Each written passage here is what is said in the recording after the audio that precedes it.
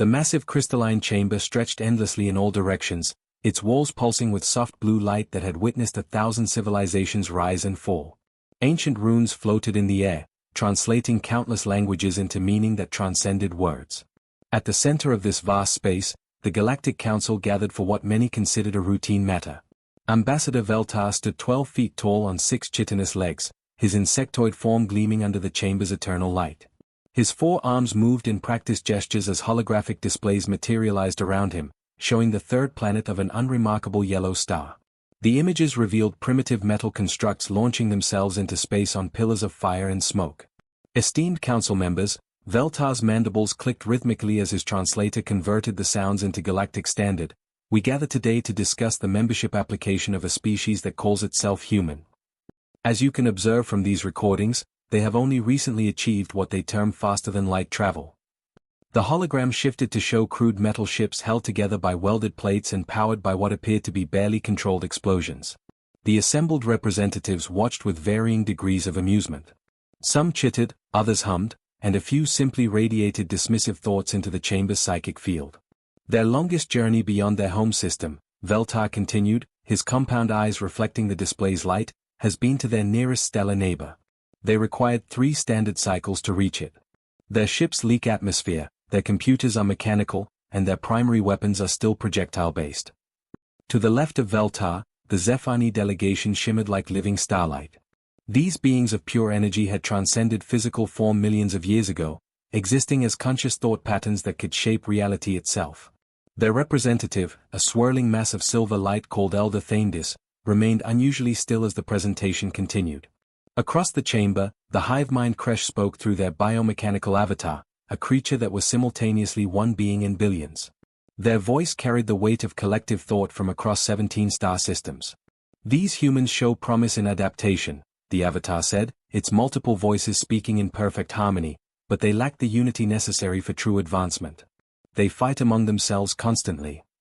The Drakmari delegation shifted restlessly. These proud warriors, bred for combat across countless generations, stood 8 feet tall with scales that could deflect energy weapons. Their general, Thexmar, leaned forward with interest. They wage war against their own kind? This shows spirit, at least. Most species we encounter surrender at the first sign of superior force. Veltar's mandibles spread in what might have been a smile. General Thexmar speaks truly, but their warfare is primitive. They still use chemical explosives and metal projectiles. Their largest weapons can barely crack the surface of a moon. They are children playing with fire. The holographic display shifted again, showing footage of human cities and their inhabitants going about daily life. The beings in the chamber watched humans walking on 2 legs, their soft skin unprotected by carapace or scales, their lifespans measured in mere decades rather than millennia. They are fragile, observed Kexthal, another Vorthak representative. Their bodies break easily, they require specific atmospheric conditions to survive, and they must consume organic matter multiple times per day or they cease to function. How do they even maintain their technology? Through remarkable stubbornness, a new voice interjected, causing the chamber to fall silent. Elder Thaindis had finally spoken, his ancient consciousness focused entirely on the human images before them. The other representatives turned their attention to him with respect. Thaindis had existed since before most of their species had achieved spaceflight. His words carried the weight of eons. I have been observing this species for some time, Thaindis continued, his form brightening with concern. They are unlike any we have encountered. They do not behave according to logical patterns. They do not surrender when defeat is certain. They do not accept limitations as permanent. Veltar's compound eyes swiveled toward the elder. With great respect, Ancient One, perhaps your vast age causes you to see threats where none exist. These humans live barely 100 of their years. What wisdom could such brief lives contain? What danger could they possibly pose to civilizations that have endured for millions of cycles? The chamber filled with what passed for laughter among the various species. The Kresh avatars' voices harmonized in amusement, while the Drakmari general's chest rumbled with approval. Even some of the Zephani flickered with mirth. But Thaindis did not join in their amusement. Instead, his form darkened, taking on the deep blue color that among his kind indicated grave concern. You misunderstand the nature of the threat. I have watched them wage war against their own kind not for resources or territory, but for abstract concepts they call freedom and honor. They die for ideas that cannot be touched or measured. The laughter died away as Thaindis continued. They have a saying among them, it is not the size of the warrior in the fight, but the size of the fight in the warrior. They do not measure strength in physical power or technological advancement. They measure it in will. Veltar's mandibles clicked dismissively. Pretty words, Elder, but will cannot stop plasma cannons. Determination cannot breach energy shields. The Vorthak Empire has offered to guide these humans into proper civilization. Under our protection, they might even prove useful as a labor force. Protection. Thaindis's form pulsed with increasing alarm. You speak of protecting them, but who will protect you? I have observed their history. When cornered, when facing impossible odds, they do not behave like rational beings. They become something else entirely. The vote was called. One by one, the representatives cast their decisions into the chamber's central core. The Kresh voted yes, seeing potential workers for their collective. The Drakmari voted yes, curious about these primitive warriors. Species after species approved humanity's provisional membership under Vorthak guidance. Only Thaindis voted against the motion, his dissent creating a brief flicker of discord in the chamber's harmony. As the session concluded and the representatives began to disperse, Thaindis dimmed to near invisibility, his ancient consciousness heavy with foreboding. He whispered words that none of the departing delegates bothered to hear. We should have listened to the warnings of extinct species. Instead, we have just invited wolves among sheep. The chamber fell dark, but somewhere in the vast emptiness of space, a small blue world continued its orbit, unaware that its fate had just been decided by beings who understood everything about the universe except the dangerous unpredictability of human nature. The shuttle's engines hummed quietly as it descended through the thick atmosphere of Vorthak Prime. Captain Lee Hansol pressed his face against the small window, watching the alien landscape unfold below them. Massive organic structures twisted up from the ground like living trees, but these were buildings that breathed and pulsed with their own life. Rivers of bioluminescent fluid flowed through transparent tubes that connected the structures, carrying nutrients and information across the sprawling city. First time seeing a living city, Commander Park Minutho said softly, settling into the seat beside his captain. The intelligence reports didn't do it justice. Lee Hansol nodded, watching as their shuttle was guided toward what appeared to be a massive flower-like structure. As they approached, the petals slowly opened to reveal a landing bay lined with what looked like muscle tissue. The walls contracted gently as they landed, securing their craft in place. Remember, Lee Hansol told his small team, we're here as guests. These beings have technology we can barely understand. Stay calm, stay respectful, and try not to stare too much at anything. The airlock cycled through its sequence, and the humans stepped into an atmosphere that tasted faintly of copper and ozone. The corridor beyond stretched impossibly high above them, its walls covered in a substance that looked like polished bone but felt warm to the touch. Strange symbols glowed softly along the walls, shifting and changing as if they were alive. Lieutenant Kim Sora whispered to Dr. Jung In-ho, "Are those symbols watching us?" The scientist adjusted his portable scanner and nodded grimly. The whole building is watching us. It's not just alive, it's intelligent. We're walking through the nervous system of something that could probably think circles around our best computers. Their guide appeared around a bend in the corridor. The Vorthak stood nearly twice as tall as the tallest human, his forearms moving in complex patterns as he walked. His chitinous shell gleamed like polished metal, and his compound eyes tracked the humans with unsettling precision. "I am Subcommander Vexthal," the alien said, his words coming through a small device attached to his throat. "General Crixmore awaits your delegation in the ceremonial hall." They walked through passages that seemed to reshape themselves as they moved, the walls flowing like thick liquid to create archways and doorways exactly where they were needed. The humans tried to maintain their composure, but each new sight challenged their understanding of what technology could accomplish. The ceremonial hall opened before them like the inside of a massive shell. The ceiling arched hundreds of feet above their heads, supported by what looked like ribs from some impossible creature. In the center of the space, General Crixmore waited on a platform that lowered itself from the ceiling as they approached. Lee Hansol had seen the intelligence photos, but meeting a Vorthak warrior in person was something entirely different. General Crixmore stood 12 feet tall, his body covered in scarred carapace that spoke of countless battles. His four arms moved independently, each one capable of crushing a human without effort. When he turned his massive head toward them, his compound eyes reflected the bioluminescent lighting like 1,000 tiny mirrors. "So," General Crixmore's voice rumbled through his translator, "these are the famous humans. You seem even smaller in person." Commander Park Minutho stepped forward, his diplomatic training keeping his voice steady despite the intimidating presence before them. General Crixmore, we are honored by your invitation to Vorthak Prime. I am Commander Park Minutho, representing Earth's diplomatic corps. General Crixmore's mandibles clicked in what might have been amusement. Diplomatic corps. How quaint. Tell me, Commander, how do creatures so small and fragile manage to wage war at all? Your bones would break if I simply touched you with full strength. We have learned to use our minds instead of just our bodies, Park Minutho replied carefully. We adapt our tactics to overcome larger, stronger opponents. Adapt. The general's laugh sounded like grinding metal. Let me show you what real adaptation looks like. The air above them shimmered, and suddenly they were surrounded by a three-dimensional battle scene. Massive bioships, each one larger than Earth's biggest cities, moved through space with the fluid grace of swimming whales.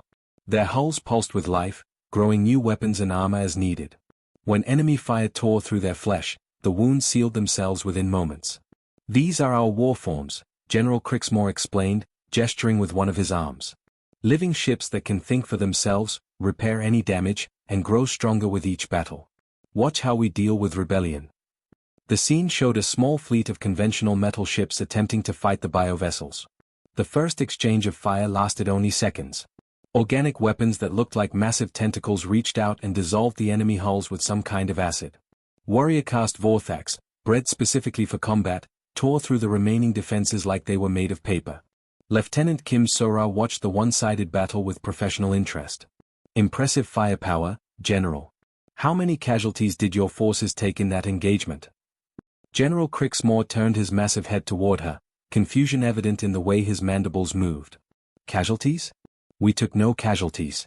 The enemy surrendered immediately after losing their first ship. The humans exchanged quick glances. Dr. Jung In-ho leaned forward slightly. They surrendered after losing just one ship? What about the rest of their fleet? Why would they continue fighting when defeat was certain? General Crixmore seemed genuinely puzzled by the question. Death serves no logical purpose when the outcome is already determined. This is standard behavior for all intelligent species. Captain Lee Hansol cleared his throat. General, what would have happened if they had chosen not to surrender? The question seemed to catch the Vorthak off guard. His forearms moved in what appeared to be agitation, and his compound eyes fixed on the human captain with something approaching disbelief. Not surrender? General Crixmore repeated slowly. That would be irrational. Suicidal. No intelligent species continues fighting when victory is impossible. Dr. Jung In-ho was taking notes on his tablet, his fingers moving quickly across the screen. Fascinating. You've never encountered a species that fights to the death? Even when facing complete annihilation? Such behavior would indicate severe mental deficiency, General Crixmore replied, his tone carrying what sounded like disgust. We have encountered primitive species that showed aggressive tendencies, but they all learned proper behavior once we demonstrated our superiority. The general's platform began to lower, bringing him closer to the human delegation. As he descended, his massive form seemed to fill the space around them, a living reminder of the power difference between their species. This brings us to the purpose of your visit, General Crixmore continued, his voice taking on a more formal tone. The Galactic Council has approved your species for provisional membership under Vorthak guidance. We are prepared to offer you protection from the dangers of the galaxy. Commander Park Minutho nodded respectfully. We are grateful for the Council's consideration. What would this protection involve? Simple terms, General Crixmore replied, waving dismissively with two of his arms. You will accept Vorthak military advisors on all your worlds. You will allow us to establish bases in strategic locations throughout your territory. You will provide us with resources and raw materials as requested. In return, we will ensure that no hostile forces threaten your primitive civilization. The silence that followed stretched for several long moments. Captain Lee Hansol looked at each member of his team, seeing the same thoughts reflected in their eyes. Finally, he stepped forward and bowed respectfully. General, we are honored by your generous offer. However, such an important decision requires consultation with our government. We will need time to consider your proposal. General Crixmore's compound eyes seemed to darken, and his massive form shifted in what might have been irritation. The ceremonial hall suddenly felt much smaller and more threatening. Time? The general's voice carried a dangerous edge. You have one standard galactic cycle to provide your answer. After that period expires, We will demonstrate why further consideration becomes unnecessary. The darkness of space near Earth's moon suddenly twisted and tore open like fabric being ripped apart. 3 massive shapes emerged from the hyperspace rift, their living hulls pulsing with veins of bioluminescent light. The Vorthak dreadnoughts were beautiful in their terrifying way, like predators from the deepest ocean depths grown to impossible size and set loose among the stars.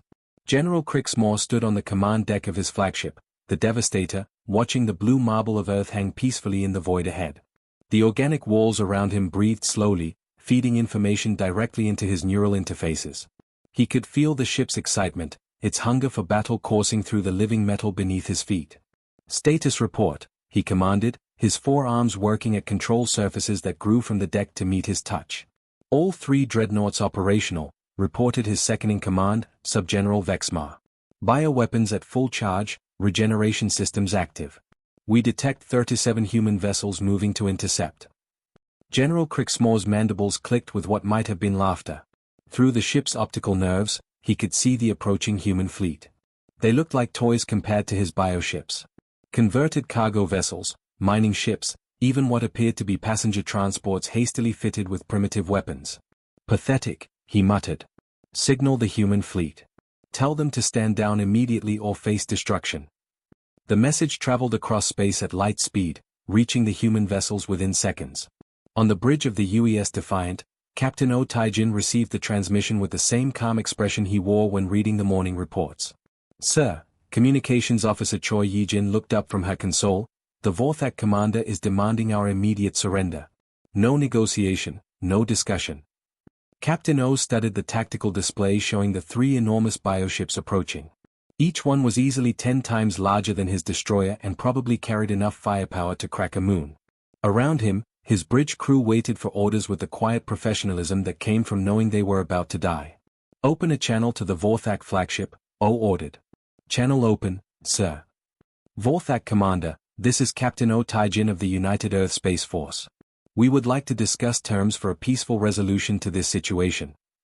On the Devastator, General Crixmore stared at his communications panel as if it had malfunctioned. His translator was having difficulty processing the human response. "Terms?" he finally managed to say. "There are no terms to discuss. You will submit to Vorthak authority or you will be destroyed. These are your only options."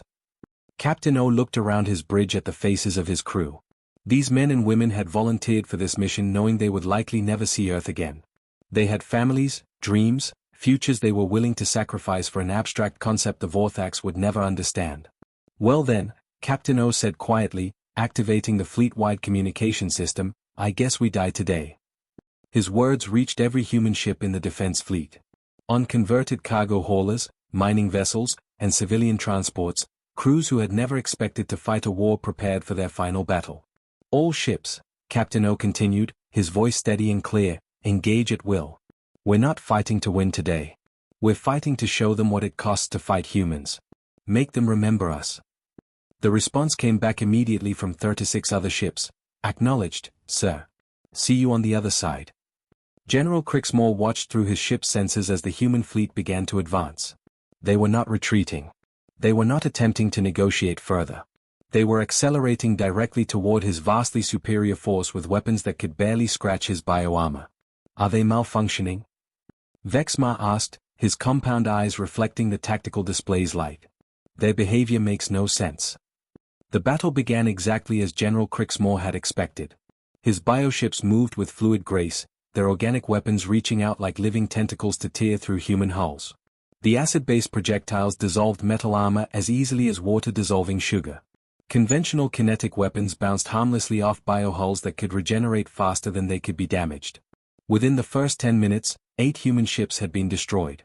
Their crews died quickly, their primitive life support systems failing as soon as their hulls were breached. General Crixmore expected the remaining ships to surrender immediately. Instead, something happened that would haunt his dreams for the rest of his life. "Sir," his tactical officer's voice cracked with panic. "The human vessel Soul's Pride is not changing course. It's accelerating directly toward us." General Crixmore focused his attention on the approaching human ship. The destroyer was burning, its hull cracked open in a dozen places, atmosphere streaming out behind it like blood from a wound. He could see through his biosensors that most of the crew was already dead. Signal them to surrender, he ordered.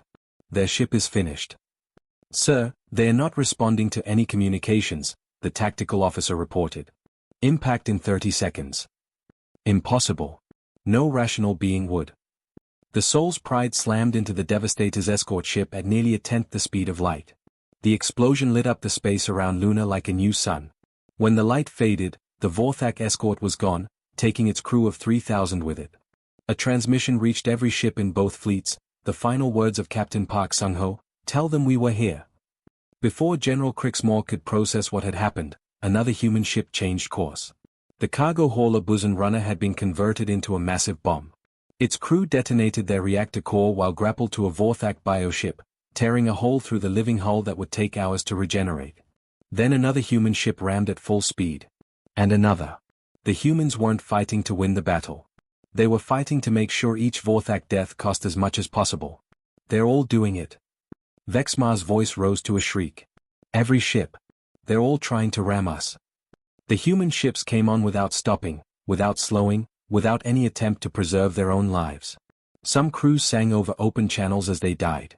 Others screamed challenges in languages the Vorthak translators couldn't process.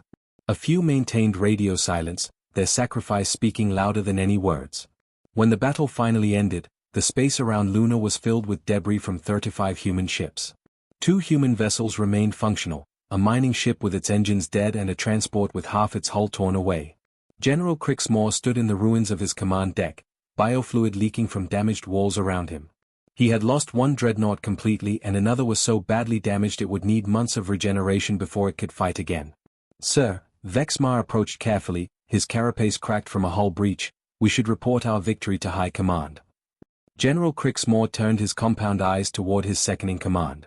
In all his centuries of warfare, he had never seen anything like what had just happened. The humans had known they would die. They had known it from the moment the battle started, and they had attacked anyway. "Victory?" he whispered. "We came here with 3 dreadnoughts and 30,000 crew. We're leaving with 2 damaged ships and 23,000 survivors. They had 37 primitive vessels and somehow managed to kill 7,000 of us. But sir, we won. They're all dead except for 2 crippled ships." General Crixmore stared out at the debris field where 35 human crews had chosen death over surrender. "Report what, exactly? That we encountered a species that treats death as a weapon? That they fight like demons even when they know they cannot win?" His aide's mandibles trembled. "Sir, what should we tell command?" "Tell them," General Crixmore said quietly, "that we have made a terrible mistake. Tell them that we found something worse than an enemy." "What's worse than an enemy, sir?" General Crixmore watched as the 2 surviving human ships limped away toward Earth, carrying the story of 35 crews who had chosen to die fighting rather than live in submission. An enemy that refuses to lose. The news traveled through the galactic communication networks like ripples in a pond, spreading from system to system with the speed of quantum entanglement. Reports of the Luna incident reached every major civilization within days, but the reactions were far from what the humans might have expected. On the crystalline homeworld of the Zephani, Elder Thaindis received the reports with growing concern. His ancient consciousness processed the data with the weight of millions of years of experience, recognizing patterns that younger species missed entirely. But when he tried to share his warnings with other council members, they dismissed his concerns as the paranoid fears of an aging mind. In the biocities of the collective, spanning 17 star systems, the news was processed by billions of interconnected minds working as one. The vast hive consciousness analyzed the human behavior and reached a simple conclusion. These creatures were clearly suffering from some form of mental defect that prevented them from acting rationally. The solution was obvious. They would cure the humans by absorbing them into the collective's perfect unity. Queen Node Zexandra was chosen for the mission. She was one of the collective's most experienced assimilation specialists, a being who had successfully integrated over 300 different species into their unified consciousness. Her ethereal form could exist in both physical and psychic dimensions, allowing her to touch minds directly and guide them gently into the warm embrace of collective thought. The human colony of New Busan had been chosen as the test site. It was small enough to be manageable but large enough to provide a good sample of human mental patterns. The colony sat on the 4th moon of a gas giant in the outer rim, far from Earth's protection but close enough to serve as a demonstration of collective power. Zexandra materialized in the center of the colony's main plaza, her form shifting between states of matter like living moonlight. The humans who saw her stopped their daily activities and stared in wonder at the beautiful apparition that had appeared among them. Some reached for weapons, but most simply stood frozen, overwhelmed by her psychic presence.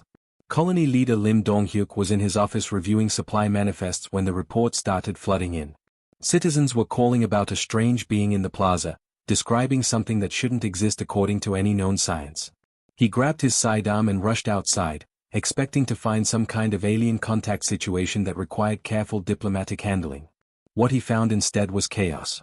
Zexandra stood in the center of a growing crowd, her psychic tendrils already reaching into the minds of nearby colonists.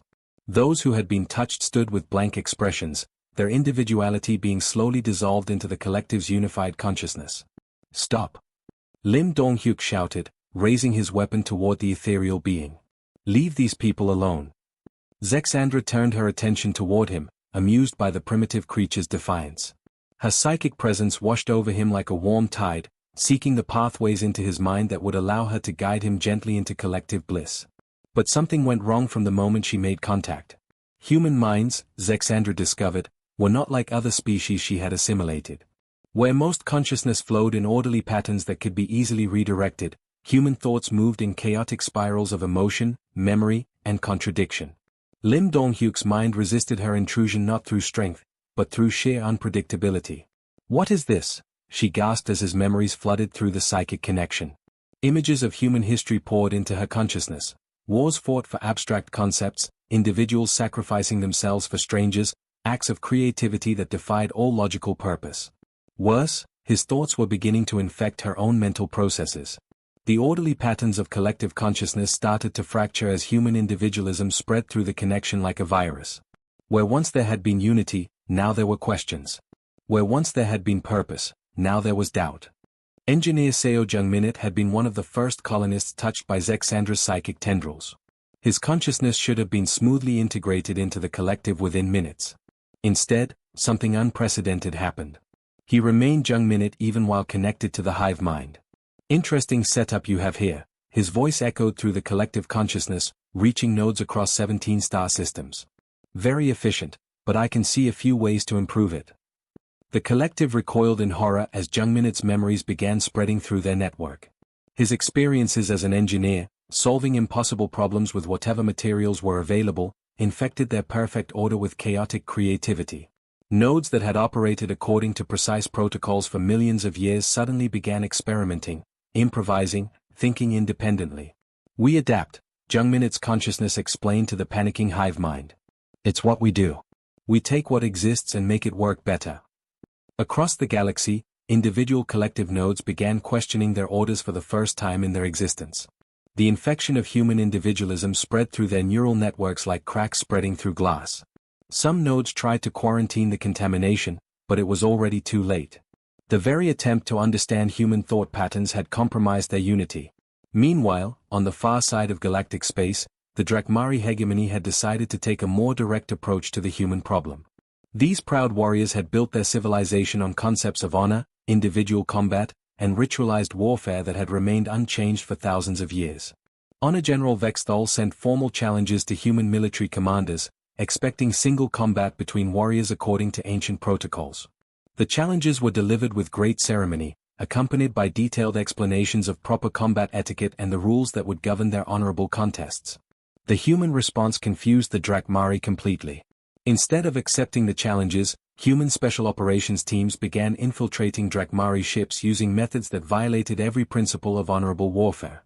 Sergeant Park Chan-ho led a team of 12 humans through the waste disposal systems of the Drakmari flagship Honor's Edge.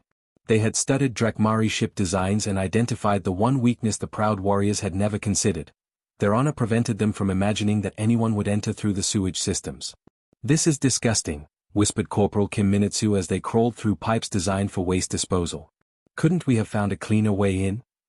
"Clean doesn't work," Chan-ho replied quietly. "They guard every honorable entrance. They don't guard the places they consider beneath their dignity." The team carried improvised explosives made from cleaning supplies and maintenance chemicals, devices so crude that Drakmari sensors didn't recognize them as weapons. They worked their way through the ship's infrastructure like termites, placing charges in locations that would cause maximum damage to critical systems. Honor General Vexthal was in his ceremonial chambers, preparing for what he expected to be an honorable duel with a human champion, when the explosions began. His flagship shuddered as its power systems failed in cascading sequence, the result of precise sabotage that targeted every backup and redundancy the ship possessed. "What is happening?" he roared as his bridge crew reported system failures throughout the vessel. "Where is the honor in this?" The answer came through his communication system as Sergeant Chanho's team prepared to evacuate. "Honor doesn't stop plasma fire, General. Maybe next time you'll think twice before threatening our people." The Honor's Edge became a tomb for 3,000 Drakmari warriors as its reactor went critical. The proud beings who had dominated their region of space through individual combat prowess discovered that humans fought wars, not duels. Back on New Busan, Queen Node Zexandra was experiencing the complete collapse of her connection to the collective. The human minds she had tried to assimilate had instead assimilated her network, spreading their chaotic individuality through nodes across 17 star systems. Her final transmission reached the galaxy's communication networks as her consciousness fragmented into thousands of individual voices. "We cannot absorb them. They absorb us." The message was received by species across known space, carrying a warning that few were prepared to understand. The humans were not just resistant to assimilation or unconventional in their warfare tactics. They were something far more dangerous, a species whose very nature was infectious, spreading their unpredictable individualism to any mind that tried to contain them. Elder Thaindis received the transmission on his crystalline homeworld and dimmed with sorrow. He had tried to warn the galaxy, but no one had listened. Now 2 more civilizations had learned the hard way what it meant to underestimate humanity. In the quiet of his ancient chambers, he began composing a new message for the Galactic Council, though he suspected it would be ignored like all the others. The humans were spreading through known space, not as conquerors, but as something far more transformative, a force of change that could not be stopped, contained, or controlled. The galaxy was about to learn that some infections could not be cured. The emergency session of the Galactic Council had been called with unprecedented urgency. The ancient crystalline chambers, which had witnessed the rise and fall of countless civilizations, now hosted what many believed might be their final gathering. The air itself seemed to hum with tension as representatives from across known space transmitted their desperate reports. Elder Thaindis floated at the center of the chamber, his ancient form pulsing with colors that shifted between satisfaction and sorrow. Around him, the holographic displays showed a galaxy in chaos. What had begun as a simple matter of integrating a primitive species had become something that threatened the very foundation of galactic civilization. Ambassador Veltar of the Vorthak Empire was no longer the confident being who had once dismissed humanity as harmless primitives. His chitinous shell bore fresh scars from recent battles, and his compound eyes darted nervously as he spoke. "The situation grows worse with each passing cycle," he reported, his translator struggling to keep up with his rapid chittering. "These humans do not fight according to any recognizable pattern. They convert civilian vessels into weapons. They use their own bodies as ammunition. They have turned warfare into something unnatural." The representative of the collective, now speaking as individual nodes rather than a unified voice, added their own testimony. "They have infected our networks with chaos. 17 of our systems have declared independence. Our perfect unity, maintained for millions of years, has been shattered by exposure to human thought patterns." From the Drakmari hegemony came reports that were even more disturbing to their warrior culture. "They have no honor," the military representative growled through his translator. "They attack from shadows, use poison against our warriors, and employ tactics that violate every principle of civilized combat. Our fleets retreat rather than face such madness." Elder Thaindis listened to each report with the patience of eons, his ancient consciousness processing information that confirmed his worst fears. When the representatives finished their testimonies, he spoke in a voice that carried the weight of cosmic time. "You still do not understand what you are facing," he said quietly. "These humans have never truly been defeated in their entire history. Every setback becomes a lesson. Every loss becomes fuel for future victory.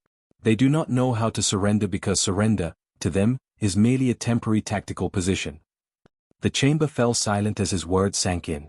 On the massive displays surrounding them, new reports continued to stream in. Human ships had been spotted in neutral territory, their crews offering military assistance to any species willing to pay their modest fees. Former enemies were requesting human protection. The infection of human influence was spreading faster than anyone had anticipated. "Honored Elder," Ambassador Veltar's voice carried a note of desperation, "surely there must be a solution. A species cannot simply ignore the natural order of dominance and submission that governs all civilized behavior. Thaindis's form darkened to deep purple, the color his people associated with profound sadness. The solution was simple. We should have left them alone. Instead, you have awakened something that should have remained sleeping. The council chamber's primary screens suddenly filled with tactical displays showing the largest military formation in galactic history. 5,000 ships from 12 different species had assembled at the edge of human space, representing the combined might of civilizations that had ruled the galaxy for millions of years. The coalition fleet is in position, reported the military coordinator, a being whose species had perfected warfare before humans had discovered fire. Every major military power has contributed vessels. This force could sterilize entire star systems. The display zoomed in on Earth, showing the small blue world that had somehow managed to terrify beings who commanded the power of stars. Around the planet, the human defense fleet looked pitifully small in comparison to the approaching armada. On the bridge of the UES Last Stand, Admiral Bae Sujin stood before the tactical display showing the massive alien fleet approaching Earth. Her ship was one of only 200 vessels in the official defense fleet, but she knew the real strength of humanity's defense lay elsewhere. "Status report," she commanded, her voice carrying the calm authority that had made her the youngest admiral in Earth's history. Commander Kim Jae-won consulted his displays before responding. "All civilian evacuation to the inner system bunkers is complete. The asteroid mining stations have been repositioned according to the defense plan. Every orbital factory has finished converting to weapons production. And our volunteers? Every civilian pilot who could operate a spacecraft has reported for duty. Cargo haulers, mining crews, transport pilots, even the deep space construction workers. They're all asking for weapons and assignment to combat units." Admiral Bae smiled with the quiet confidence that had become characteristic of human military leadership. "Signal the fleet. Today we show the galaxy what happens when you threaten our home." The alien coalition approached Earth expecting to find a cowering primitive world begging for mercy. Instead, they discovered something that would change their understanding of warfare forever. Every asteroid in the system had been hollowed out and filled with explosives. Every civilian craft had been converted into a guided missile. Every human being with access to a spacecraft had become a potential kamikaze pilot. The battle that followed lasted 18 hours and became known throughout the galaxy as the Day of Reckoning. The aliens possessed superior technology, larger ships, and weapons that could destroy planets. But they faced an enemy that had turned their entire solar system into a weapon and every citizen into a warrior. When the fighting finally ended, less than half the alien fleet remained functional. The survivors limped away from Earth's solar system carrying stories that would spread through the galaxy like wildfire. They spoke of humans who sang while dying, of ships that continued fighting even after their hulls had been torn open to space, of an enemy that treated death as just another tool of war. Elder Thaindis addressed the Emergency Council session one final time, speaking to representatives whose species had just learned what it meant to face humanity in total war. "We thought we were dealing with another civilized species," he said, his ancient voice heavy with the weight of cosmic irony. "We were wrong. Civilization, as we understand it, requires the acceptance of defeat when faced with superior force. Humans do not accept defeat. They only recognize temporary setbacks that require new strategies." The final vote was unanimous. Humanity would be granted full membership in the Galactic Council with special protected status. No species would be permitted to attack human territory without council approval. More importantly, any species could request human military assistance without restriction. The last entry recorded in the Galactic Archive that day became famous throughout known space. "When you absolutely, positively need something destroyed overnight, call the humans." Captain Lee Minutsu received his new orders while his ship, the UES Harmony, prepared for departure from Earth orbit. His mission was to escort a diplomatic team to the Rigel system, where a peaceful species of traders had requested human protection from pirate raids. As his ship prepared to jump to hyperspace, Communications Officer Park So-young looked up from her console with a smile.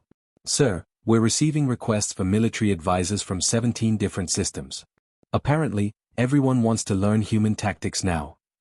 Captain Lee Minutsu activated the hyperdrive with the satisfaction of someone who had just witnessed history change forever. "Set course for adventure. The galaxy is finally learning what we've always known." "What's that, sir?" "Never start a fight with someone who has nothing left to lose and everything to prove,"